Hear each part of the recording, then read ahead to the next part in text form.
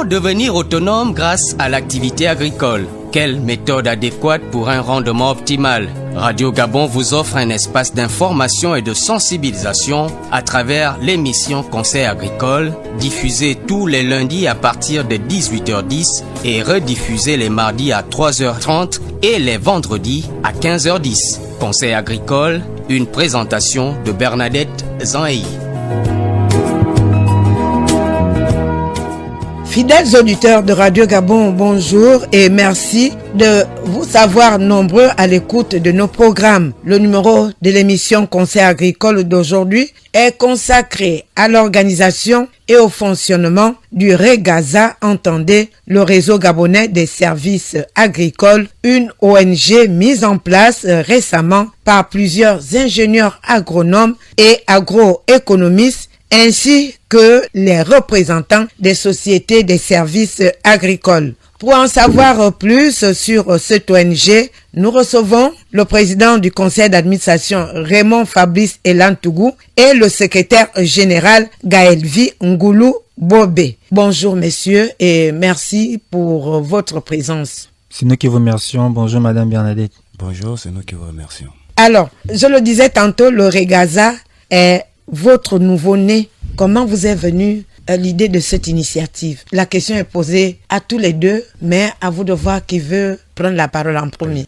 Nous vous remercions madame Zanhei de nous permettre de pouvoir présenter à l'ensemble de nos compatriotes notre ONG, le REGAZA, le réseau gabonais des services agricoles. Alors nous sommes un ensemble d'ingénieurs agronomes et qui exerçons dans des sociétés des services agricoles que nous avons mis en place et nous avons remarquer qu'il y a un regain d'intérêt pour le secteur agricole. Mais le secteur agricole ne peut pas se développer si on ne met pas l'accent sur les agriculteurs, parce que ce sont eux qui sont à la base du développement agricole, ce sont eux qui produisent. Et si on veut augmenter la production, on doit renforcer les capacités des agriculteurs. Donc l'idée de REGAZA nous est venue parce que nous sommes divers dans nos activités et nous avons voulu créer une plateforme où tous les acteurs des services agricoles puissent se réunir pour réfléchir, pour améliorer l'accès aux services agricoles pour les agriculteurs. C'est comme ça que nous est venue l'idée de créer le REGAZA. Donc nous sommes réunis et nous avons décidé de créer le réseau. Alors, monsieur le secrétaire général, pour quelle mission le REGAZA? Bon, déjà, le REGAZA a pour mission de rassembler tous les acteurs du secteur agricole au Gabon et de contribuer à l'amélioration des techniques de production, des pratiques agricoles au niveau du Gabon. Alors, on fait un constat. Les ingénieurs agronomes, sauf si je me trompe, sont déjà organisés dans un regroupement. Pourquoi créer un autre regroupement? Est-ce qu'il y a quelque chose qui va changer? Vous voulez faire allusion à l'association des agronomes du Gabon? Nous, en tant que membres fondateurs du REGAZA, nous sommes aussi membres de l'association des agronomes du Gabon. Mais le REGAZA a un autre champ d'action. Parce que l'association des agronomes du Gabon regroupe l'ensemble des agronomes. C'est une plateforme d'échange entre les agronomes. Mais le REGAZA est spécialisé dans les questions qui ont trait au service et au conseil agricole. Donc, tous les ingénieurs agronomes qui ont des structures qui font dans l'accompagnement des agriculteurs, la mise en place des plantations, la mise à disposition des agriculteurs des intrants, ce sont ceux-là qui se retrouvent au sein du REGAZA. Donc, c'est une plateforme technique, en fait, qui regroupe ceux-là qui sont spécialisés dans l'accompagnement et le suivi des agriculteurs. Mais nous sommes toujours membres de l'association des agronomes du Gabon. Il n'y a pas de chevauchement entre l'association des agronomes du Gabon et le REGAZA. Alors, à l'intérieur, il y a et les agronomes et les agroéconomistes. Quelle est la différence? Bon, la différence, c'est que les agronomes ont une particularité sur les techniques de production, alors que les agroéconomistes, ils ont un accent particulier sur l'analyse économique, l'analyse des opportunités du marché agricole au niveau du Gabon. Et il y a une troisième personne qui arrive. On parle également des représentants des services agricoles. Oui, d'accord. Et eux, ils interviennent à quel niveau? Bon, en fait, le réseau a différents types d'adhérents. Donc, vous avez des membres individuels, des personnes individuelles. Ça peut être un ingénieur agronome qui accompagne déjà des agriculteurs, mais qui n'a pas une structure. Donc lui, il est membre du réseau. Après, vous avez des entreprises qui sont déjà créées par des ingénieurs agronomes, par des agroéconomistes, qui font dans l'accompagnement des agriculteurs, et ceux-là aussi sont membres de la plateforme. Donc vous allez remarquer que dans les adhérents, vous avez les ingénieurs agronomes, individuellement. Vous avez les sociétés des services agricoles. On peut citer, entre autres, Thomas Agri-Service. On peut citer Almoindis. Voilà. On peut citer Almoindis Gabon. Vous avez la CIADER. Vous avez Agrivi. Ouais. Voilà. Donc, il y a plusieurs. Et Agrigab se trouve à quel niveau, là? Donc, non, Agréable, ce sera peut-être un partenaire. Ouais, ce sera peut-être un partenaire du réseau, mais ils ne sont pas membres fondateurs du Regaza. Quels sont les agriculteurs qui peuvent bénéficier de vos services? Ceux qui sont déjà dans l'activité ou ceux qui ont des projets et qui n'ont pas encore vu le jour? Je pense que toutes ces personnes font partie de notre cible, principalement ceux qui sont déjà en activité, parce que l'objectif du Regaza ici, c'est d'apporter leur appui auprès de producteurs locaux qui peinent peut-être à développer leur activité. Le Regaza arrive avec l'objectif de valoriser les techniques de production modernes pour améliorer non seulement la productivité des agriculteurs, mais aussi la production de ces derniers. Ça signifie que moi qui veux me lancer, j'ai un projet, le Regaza ne peut pas me soutenir? Non, le Regaza peut bien vous soutenir parce que l'objectif ici, c'est de valoriser les techniques de production modernes. Vous êtes par exemple un porteur de projet dans le secteur agricole, vous n'avez pas une expérience en la matière, vous pouvez également contacter le Regaza avec l'ensemble de ces techniciens. Ils pourront vous accompagner dans la conception, mise en place et le suivi de votre projet pour garantir la pérennité de votre activité. Est-ce que parmi ceux-là qui peuvent bénéficier de vos services, des formations auprès de votre nouvelle structure, est-ce qu'il y a certains qui peuvent bénéficier par exemple d'une intégration ou d'une adhésion au sein de vos services? Oui, c'est-à-dire, il n'a pas de moyen de s'installer à son propre compte, mais il voudrait intégrer l'une de vos structures. Comme disait le président, nous sommes une organisation qui fait de la promotion de l'entrepreneuriat agricole. Et lorsqu'on parle de l'entrepreneuriat agricole, le Regaza étant une ONG, certainement aura des moyens de financement à travers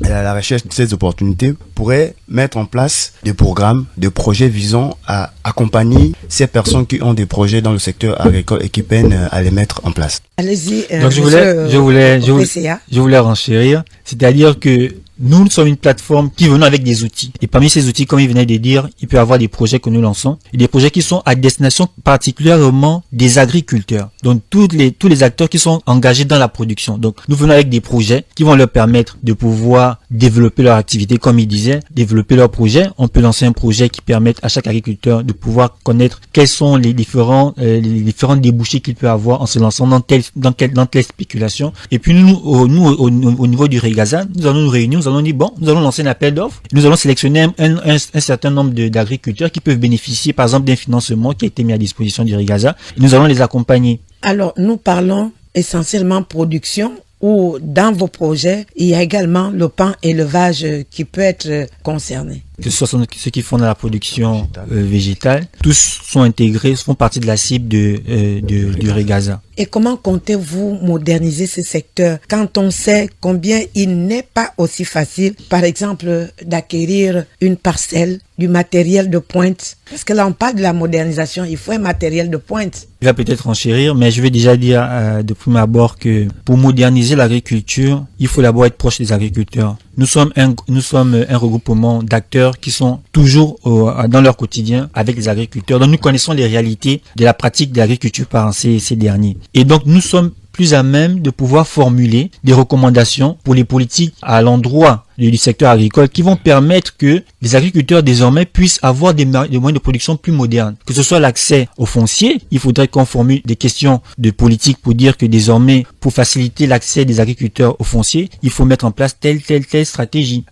Pour avoir accès à des intrants de production de meilleure qualité, il faut que le gouvernement oriente sa politique dans tel sens. En fait, nous sommes aussi là une force de proposition au pouvoir public pour leur dire que les agriculteurs, ils ont besoin de ça. C'est comme ça qu'il faut orienter telle stratégie, par exemple, pour l'accès aux intrants, pour l'accès aux matériaux de production, pour l'accès aux fonciers. Et le Regaza a-t-il déjà sélectionné des personnes ressources, des interlocuteurs qui seraient à même de prendre en compte vos préoccupations au niveau du gouvernement? Bon, il faut dire que nous avons tenu notre première assemblée générale. C'était le 17 mars dernier. Et donc, nous sommes en train de lancer des démarches qui vont nous conduire chez les autorités parce que nous sommes bien évidemment dans une république et il y a des autorités administratives qu'il faudrait normalement que nous puissions rencontrer pour leur présenter les objectifs et les missions du Regaza. Déjà, le premier partenaire qui doit accompagner le Regaza, c'est bien évidemment le ministère de l'Agriculture. Et vous avez d'autres partenaires locaux, ça peut être d'autres ONG, ça peut être des entreprises, ça peut être des bailleurs de fonds internationaux, donc des partenaires techniques internationaux comme le PNUD, la FAO. Donc nous sommes actuellement dans ces démarches-là pour pouvoir rencontrer le plus tôt possible les différents partenaires qui vont nous permettre de mettre en place notre stratégie de développement. On suppose que la structure regroupe en son sein tous les ingénieurs agronomes des 9 provinces du Gabon et qui certainement ont déjà recensé les préoccupations relatives à chaque localité. Oui, c'est effectivement cela, madame, parce que l'OREGAZA rassemble l'ensemble des ingénieurs, agronomes, agroéconomistes gabonais et des structures qui font dans le conseil et la vulgarisation des techniques agricoles. Donc, en fait, pour ensuite, vu cette diversité, chacun a plus ou moins une bonne connaissance de son fief. Ouais. C'est-à-dire, par exemple, vous avez, comme membre du Regaza, vous avez Agrivi, qui se trouve au niveau du Haut-Togoué, qui forme des jeunes, qui met en place des exploitations maraîchères. Donc, il est plus à même de pouvoir formuler des solutions pour aider les agriculteurs dans cette zone. Vous avez Agrica Conseil, Consulting dans le Wellington, qui, lui, accompagne aussi des agriculteurs au niveau de cette province. Donc, la plateforme regroupe des agronomes gabonais qui ont plus ou moins une bonne connaissance du milieu, que ce soit, quelle que soit la province du Gabon, chacun d'entre nous a déjà sillonné. Et si nous nous sommes réunis, c'est parce que nous connaissons les réalités et que nous pouvons apporter des solutions efficaces qui vont nous permettre de développer le secteur agricole gabonais pour le rendre plus performant. La jeunesse qui constitue une frange de la population importante dans le développement du secteur agricole parce que la jeunesse est l'avenir de notre pays. Comment est-ce que vous comptez intégrer ces jeunes qui n'ont pas encore d'activité mais qui sont intéressés par ce que vous faites? C'est toute la question que s'est posée Origaza parce que on veut mettre un accent sur la formation. Et la formation, elle cible principalement tous ces acteurs-là qui ont encore de l'énergie, qui peuvent apporter un plus au secteur agricole. Parmi les membres du Regaza, vous avez des enseignants aux techniques agricoles dans les lycées techniques, par exemple à Bikele. Vous voyez, là-bas, on forme déjà des jeunes qui sont très compétents. J'ai travaillé avec certains d'entre eux qui sont venus faire des stages avec moi et j'ai vu qu'ils étaient très compétents sur le terrain. Donc, notre stratégie, c'est laquelle? C'est de dire qu'il y a des jeunes qui ont besoin d'être accompagnés, mais il faut revoir le modèle d'accompagnement des jeunes. Il faut que les jeunes puissent, en plus d'avoir reçu la formation théorique, puissent la pratiquer avant d'avoir leur diplôme. Pratiquer en ayant une expérience déjà en milieu professionnel ou que ce soit dans les exploitations agricoles. Donc, ce sont des questions qui seront à la table des prochaines rencontres du conseil d'administration et de l'assemblée générale extraordinaire qui arrive le mois prochain, qui va définir la stratégie que nous allons déployer pour former les jeunes, pour leur permettre de pérenniser leur ancrage dans le secteur agricole. Il ne suffit pas seulement de former, il faut former et puis il faut les accompagner jusqu'à ce qu'ils deviennent autonomes et qu'ils puissent devenir aussi un modèle pour les autres. Pourquoi ne pas aussi contribuer à la formation de leur père, en fait, c'est ça. Alors, souvent, on parle beaucoup plus de formation au niveau supérieur quand il s'agit du secteur agricole. Quelques établissements secondaires naissent et se lancent dans cette activité-là, mais jamais on ne parle de ça au niveau primaire. Est-ce que vous pensez qu'on peut régler véritablement ce problème en pensant seulement à ceux qui sont à un certain niveau au lieu de commencer par les tout petits? Je pense qu'il faut s'aimer la graine et l'accompagner jusqu'à ce qu'elle s'épanouisse. Et donc, il faut s'aimer la graine où? Il faut s'aimer la graine dès les écoles primaires. Pourquoi? Il faut que les jeunes grandissent avec la fibre de l'agriculture. Très bien.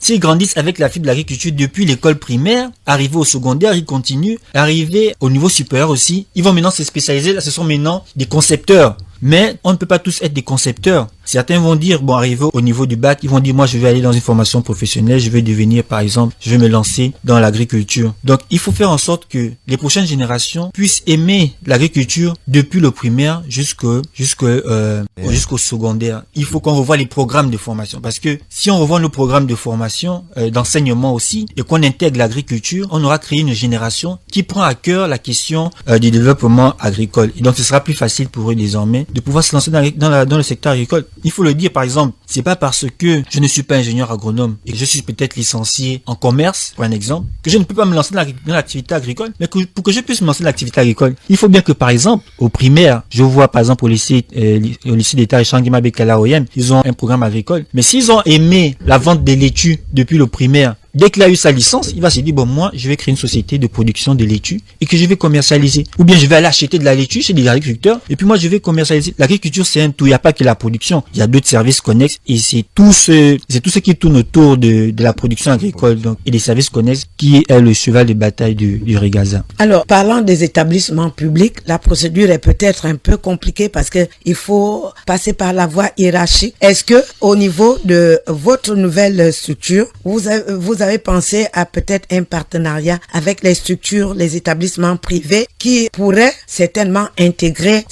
les formations en agriculture dans leurs différents établissements? Je pense que aujourd'hui, l'idée c'est de chercher à valoriser effectivement l'agriculture dans ces établissements.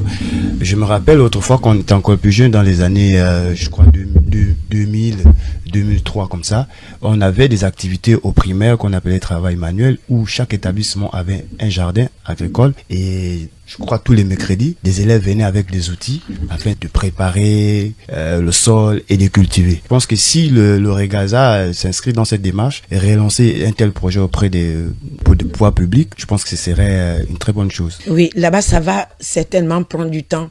Mais au niveau des structures privées, oui, est-ce que vous avez envisagé un genre de partenariat avec ces établissements? Bien évidemment, c'est le Regaza, une fois mis en place, va maintenant aller vers les différents partenaires pour mettre en place la stratégie. Et ils font partie des cibles parce qu'on ne peut pas exclure une catégorie d'apprenants qui peuvent être la cible du Regaza. Donc toutes ces structures privées, nous allons les approcher pour leur proposer soit des programmes de formation, les projets de création par exemple des fermes pédagogiques, où ils pourront peut-être amener leurs étudiants pour venir se renforcer en termes de pratique. Parce qu'il faut le dire, nous ne voulons pas seulement accompagner, mais nous voulons aider les agriculteurs à innover dans leur façon de produire. Et pour innover, il faut bien évidemment savoir connaître l'environnement agroécologique et agroéconomique. Pourquoi? Parce que vous voulez développer une culture donnée. Il y a des principes qui permettent d'augmenter le rendement avec des nouvelles technologies. Vous avez par exemple l'irrigation goutte à goutte. C'est une nouvelle technologie, c'est de l'innovation. C'est pas pratiqué par les agriculteurs. Vous avez par exemple la production des rejets de bananiers plantés par la méthode PIF. Il faut que tout le monde apprenne ces technologies-là. Et puis l'agriculture, on ne fait qu'évoluer. Donc nous allons apporter tout ce qui est comme innovation, nous allons le mettre à disposition des agriculteurs et des acteurs, que ce soit des acteurs publics, que ce soit des acteurs privés. Notre objectif est de permettre à ce que les agriculteurs puissent bénéficier de tout ce qui est nouveau dans la manière de produire pour qu'on puisse augmenter la production locale. Et notre objectif, normalement, c'est de réduire les importations alimentaires. C'est l'objectif idée à la fin. Parce que ça ne sert à rien de développer, de mettre en place des projets qui ne vont pas aboutir à des solutions efficaces pour réduire la dépendance alimentaire de notre pays. Effectivement, nous avons vu plusieurs structures se lancer dans ce combat-là, mais la visibilité n'est pas souvent aussi facile. Comment est-ce que vous avez prévu, quelles sont les stratégies que vous avez prévues pour qu'il y ait une visibilité des actions que vous menez effectivement sur le terrain? Déjà, nous avons une plateforme sur les réseaux sociaux. Nous avons déjà Facebook. Où vous pouvez découvrir déjà l'ensemble des membres du Regaza pour connaître qui ils sont, pour connaître les principales missions du Regaza. Nous vous remercions de nous avoir donné l'opportunité aujourd'hui de venir aussi les antennes de Radio Gabon pour pouvoir présenter le Regaza. Nous allons mener... Radio Gabon est partenaire des agriculteurs. D'accord. Et du Regaza. Et du Regaza, bien sûr. Donc, nous allons mener des campagnes informatives, des sensibilisations. Nous allons lancer des projets qui vont permettre de canaliser l'attention de tous les acteurs du secteur agricole. Mais surtout, ce seront les projets que nous allons lancer qui vont nous permettre de nous déployer et d'être connus par le Regaza. Comme vous l'avez si bien dit, il y a plusieurs structures qui ont été mises en place, que nous saluons déjà parce que toutes ont contribué au développement du secteur agricole gabonais au stade actuel qu'il est. Mais nous venons avec une nouvelle vision. Nous nous concentrons sur les agriculteurs. Ce sont notre principal cible. Il faut les aider à améliorer leur façon de produire. Si on le fait de façon efficace, vous allez voir que les agriculteurs vont devenir autonomes et même les pouvoirs publics seront aussi obligés de suivre les agriculteurs. Parce que quand les agriculteurs se sont bien structurés, quand ils produisent mieux et qu'ils ont des résultats et des bénéfices, ils veulent sécuriser leur activité et les pouvoirs publics ne pourront que suivre. Et c'est là où le Regaza va intervenir pour être un intermédiaire entre les pouvoirs publics, les partenaires techniques nationaux et internationaux, pour leur dire que les agriculteurs sont à ce niveau. Voici ce dont ils ont besoin maintenant et ensemble nous allons travailler pour accompagner tous les acteurs du secteur agricole. Et les formations, comment est-ce qu'elles vont se passer? Je pense que ce serait des formations très pratiques sur le terrain parce que l'objectif du Regaza, comme il le disait, c'est d'apporter de nouvelles techniques et ces nouvelles techniques ne peuvent être apportées que sur le terrain en fonction de ce que le principal bénéficiaire en a besoin. Les formations doivent être spécifiques, adaptées au type de producteurs que nous allons accompagner. Et ça va démarrer quand? Comment faire pour bénéficier de ces formations? Je pense que, comme disait le président, dans un mois, nous allons convoquer le conseil, le conseil d'administration extraordinaire pour élire un comité exécutif qui doit mettre en place tout ce que le Regaza a envisagé mettre en place comme action. Donc ça va, comme il dit là, ça va aller très vite. Déjà aujourd'hui nous avons une réunion restreinte du comité du conseil d'administration qui va préparer l'assemblée générale extraordinaire qui va mettre en place, qui va non seulement consacrer, comme il le disait, la mise en place du bureau exécutif, parce que c'est le bureau exécutif qui va mettre en musique la politique définie par l'Assemblée générale. Ça va aller très vite, parce qu'une fois on aura établi notre plan stratégique 2025-2029, c'est un programme de projet. Ouais. Nous allons tout de suite aller sur le terrain, commencer à travailler. Et en parlant des formations, nous allons créer un centre de formation agricole pédagogique à destination des agriculteurs et de tous ceux qui ont besoin de se faire former dans le secteur agricole. Donc il y a plusieurs projets qui vont venir. Nous allons revenir pour communiquer là-dessus. Ne vous inquiétez pas, Loregaza a ses machines en main et elle va les déployer très prochainement. Alors, certainement, on va attendre la tenue du conseil d'administration avant de pouvoir communiquer, comme vous l'avez dit, communiquer les contacts par lesquels les agriculteurs qui souhaiteraient bénéficier des formations peuvent vous contacter. Et pour l'instant, nous repartons sur les activités qui sont menées en ce moment, les réflexions qui sont menées. Nous savons qu'il y a des regroupements qui se forment. À ce niveau, est-ce qu'il y a quelque chose qui est envisagé pour faire intégrer ceux qui ne sont pas encore dans le réseau? Donc tout ça, ce sera à l'Assemblée générale extraordinaire de définir les conditions d'adhésion. Les statuts les prévoient. Beaucoup nous sollicitent en ce moment. Mais il faut qu'on reste fidèle à l'esprit des statuts. On ne peut pas, parce que on est de connivence avec X, Y, c'est un ami, on veut l'intégrer. Non. Nous voulons bien faire les choses. C'est l'Assemblée générale extraordinaire qui va les activités. Ce n'est qu'après l'Assemblée générale extraordinaire qui arrive au mois d'avril prochain que de nouveaux membres pourront intégrer le réseau. Pour l'instant, nous sommes un groupe qui est déjà constitué. Nous avons une vision. Nous essayons de mettre en place et très bientôt, tout sera mis en musique. Alors, ce qu'on retient, c'est que le réseau n'est pas seulement pour ceux qui veulent faire dans la production maraîchère. On prend également en compte l'élevage et toutes les autres activités connexes. L'élevage, la transformation, l'agriculture vivrière, maraîchère, tout ce qui concerne le secteur agricole. Tout ce qui concerne le secteur agricole, Loregaza englobe. Alors certainement, chacun va pouvoir intervenir pour donner son avis par rapport à la situation actuelle. On parle beaucoup de plus en plus de la lutte contre la dépendance alimentaire. Comment vous voyez la situation actuelle dans le pays? La situation actuelle, comme on le disait, demande l'implication de tout le monde pour élever le niveau du secteur agricole gabonais. Et pour élever ce secteur, il faut d'abord que les acteurs soient d'abord structurés pour mieux relever le défi, et il faut qu'ils soient aussi organisés. Et c'est dans cette optique que Loregaza souhaite relever le défi afin d'apporter une solution à cette dépendance du Gabon aux importations alimentaires. Et pour enchérir, je dirais que la situation actuelle est connue de tous. Nous avons un fort potentiel agricole que nous devons développer. Mais ceux qui vont développer le potentiel agricole, ce sont les agriculteurs. Quand vous regardez la production mondiale, plus de 75% de la production mondiale vient des petits producteurs. Et donc les agro-industriels, les grandes coopératives internationales vont concentrer 25%. Donc c'est sur les petits producteurs qu'il faut mener les politiques efficaces qui vont nous permettre de sortir de la dépendance alimentaire. Quand la banane arrive sur le marché, c'est pas seulement la banane d'un seul agriculteur, c'est de plusieurs agriculteurs. C'est sur le manioc de plusieurs agriculteurs qui viennent sur le marché. C'est la tomate, l'aubergine de plusieurs agriculteurs qui viennent sur le marché. Oui. Mais pour pouvoir contrer les importations, il faut que cette production augmente. Et pour augmenter cette production, il faut, comme il disait, structurer les agriculteurs, renforcer leurs capacités et améliorer leur façon de produire. Ce sont ces politiques-là que nous devons mettre en place. Et c'est ce qui va nous permettre de pouvoir développer notre secteur agricole et réduire la dépendance alimentaire. Et Loregaza, nous l'avons mis en place parce que non seulement nous avons besoin de fédérer les intelligences que nous sommes, parce que quand on mutualise les efforts, on a plus d'impact et on va plus loin. Comme on dit, c'est ensemble qu'on va plus loin. Donc c'est pourquoi nous nous sommes réunis. Nous avons pris une décision historique, comme nous avons, vous avez regardé sur la page, c'est une rencontre historique, parce que pour la première fois, des agronomes gabonais se sont décidés de prendre à bras le cœur la question des agriculteurs pour développer le secteur agricole. Donc, nous axons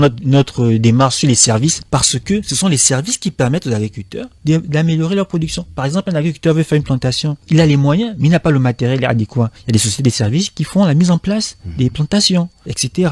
Alors, monsieur le président du conseil d'administration, vous l'avez relevé tout à l'heure, le Gabon a un fort potentiel agricole. Qu'est-ce qui fait en sorte que jusqu'à ce jour, nous n'arrivons pas à trouver des solutions idoines pour sortir de cette dépendance vis-à-vis de l'extérieur? C'est parce qu'il faut réorienter la politique de développement agricole sur les agriculteurs. Il faut le faire et il faut faire grandir les agriculteurs. Vous apportez une innovation à un agriculteur, vous lui enseignez la méthode PIF. Ça ne suffit pas en fait. Vous lui donnez des rejets améliorés. Mais quelle est sa façon d'aménager sa parcelle? S'il veut faire 10 hectares, C'est pas avec la pioche, c'est pas avec la houe. Donc, il faut qu'il fasse sortir sa production pour l'amener sur le marché. S'il n'y a pas de route, il fait comment? S'il doit prendre déjà 3 heures de sa journée de travail pour se rendre au champ fatigué, ça réduit son rendement. Donc, il faut que les politiques soient axées sur les conditions qui vont permettre aux agriculteurs non seulement de mieux produire, mais de pouvoir facilement écouler leur production et de réduire la pénibilité du travail. Parce que le travail, il est très pénible. Si vous perdez déjà 3 heures de votre journée de travail, vous perdez 15 heures par semaine. Et c'est beaucoup. Or, vous pouvez non seulement faire des traitements, c'est que dans ces 15 heures-là, il a peut-être perdu le temps de faire un traitement qui pouvait limiter une maladie. Donc, il faut revoir les politiques. C'est ce que nous disons. Est-ce qu'on ne pourrait pas, avec ces détails, donner raison à ceux-là qui continuent d'hésiter à embrasser le secteur sous prétexte pour des raisons que vous venez d'évoquer, à savoir la pénibilité? Justement, c'est pourquoi le Regaza existe. Nous sommes conscients de la pénibilité que rencontrent les agriculteurs. Nous voulons leur faciliter le processus de production. Effectivement, comme vous le dites, certains jeunes aussi qui ont été formés au début, ils ont rencontré la difficulté. C'est pénible le travail agricole. En période chaude, par exemple, c'est difficile de travailler. Mais il faut amener les producteurs à comprendre que l'activité agricole que je fais, non seulement c'est elle qui va me nourrir, mais c'est elle qui va contribuer à ce que le coût de l'alimentation puisse baisser. Quand la production augmente, les prix des denrées vont baisser parce que le produit sera présent sur le marché et ça va réduire le panier de la ménagère. Et donc, il faut mettre l'accent sur l'agriculteur pour lui faire comprendre que désormais, on peut enlever cette pénibilité. En faisant quoi? En ayant recours au service, au conseil. Il faut bien formuler ton projet. Il faut bien étudier ton business model. Il faut améliorer ta façon de produire. Il faut te faire former. Et une fois que tu as réuni tous ces outils-là, tu peux mieux produire sans trop de pénibilité. Tu as besoin d'un tracteur pour labourer. Tu n'as pas de tracteur. Il y a peut-être une de nos sociétés partenaires qui a des tracteurs qui peut venir labourer le champ pour vous. Vous payez. C'est vrai que parfois vous n'avez pas les moyens. Et c'est là où maintenant l'État doit revoir sa stratégie de financement du secteur agricole. Est-ce qu'on va financer les agriculteurs? On va leur donner l'argent. Ou bien on va financer les agriculteurs? On va leur amener les outils et les services de production pour que eux-mêmes derrière puissent gérer. Donc c'est tout ce qu'il faut revoir. Et c'est ce que le Regaza se veut faire. Très prochainement, nous allons venir décliner notre plan stratégique et notre stratégie sur le terrain. Vous allez voir un peu plus clair. Là, nous sommes en train de mettre en place les choses et nous espérons sincèrement que c'est une bonne décision que nous avons prise et que ça va permettre au secteur agricole de faire un boom. D'ici 10 ans, nous pensons que nous aurons atteint l'autosuffisance alimentaire. C'est pas de l'utopie, c'est possible. Il faut juste revoir la stratégie. Alors, nous sommes pratiquement arrivés au terme de notre rendez-vous d'aujourd'hui. Je laisse la possibilité à chacun de pouvoir conclure. On va commencer par le secrétaire général. Déjà, nous vous remercions de nous avoir invités et nous avoir permis de parler de notre organisation. Et c'est comme disait le président, nous espérons que dans 10 ans, les résultats escomptés par le réseau gabonais des services agricoles soient effectifs. Voilà. Donc, je vous remercie aussi pour ne pas rebondir sur ce qu'il a dit. Le Regaza est un acteur majeur du paysage agricole à partir de maintenant. Nous entendons changer la donne. Nous voulons vraiment mettre l'agriculteur au cœur de notre action parce que ce sont les agriculteurs qui nous nourrissent. Et si on veut être bien nourri, il faut bien accompagner les agriculteurs. Le Regaza est un réseau qui regroupe beaucoup de nombreux acteurs du secteur agricole, des ingénieurs agronomes, des agroéconomistes et des sociétés des services agricoles qui seront désormais au service des agriculteurs et là pour accompagner les pouvoirs publics, pour les aider dans leur stratégie de développement du secteur agricole. Mettre les agriculteurs au centre de tout ce qui doit se faire pour améliorer le secteur agricole dans notre pays, c'est sur ces mots du président du conseil d'administration du Regaza que nous mettons un terme à cette émission. Nous remercions nos invités d'avoir répondu à notre invitation. Assurer la réalisation de cette émission, Wilfred Nzo. Je suis Bernadette Zang-Eyi. Merci de nous avoir suivis. À très bientôt sur les antennes de Radio Gabon, la référence.